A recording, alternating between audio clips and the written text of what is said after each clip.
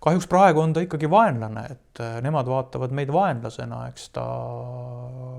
oli mingisuguse hetkeni vastane, ütleme nii, et aga vaenlaseks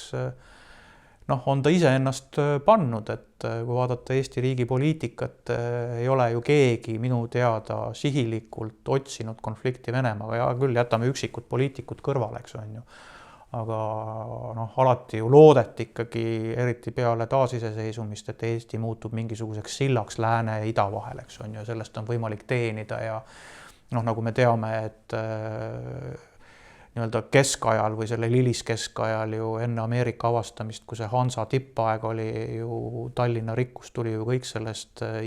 kaubandusest, lääne ja idakaubanduse vahendamisest. Et ma arvan, et suuremal osale Eesti inimestest ei oleks mitte midagi selle vastu, kui meil oleks head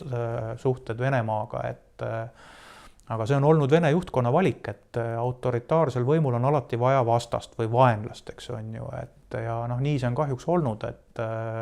hea meelega külastaks Peterburi, aga ilmselt selles elus jääb see ära, eks on ju. Nii et tuleb kahjuks tõdeda, et suuresti on Venemaa meie suhtes vaenulik ja seda tulebki nii võtta, aga kindlasti mitte kõigis valdkondades, et ma arvan, et kultuuri ja teaduse valdkondades on võimalik ka koostöö mingil määral, eks seda teadlaste vahel ka toimib, eks on ju. Aga need suhted kindlasti ei ole enam head juba sellepärast, et see Venemaa selline üldine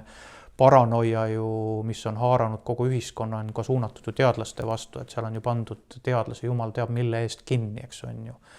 Et ei saagi kohati aru, nii et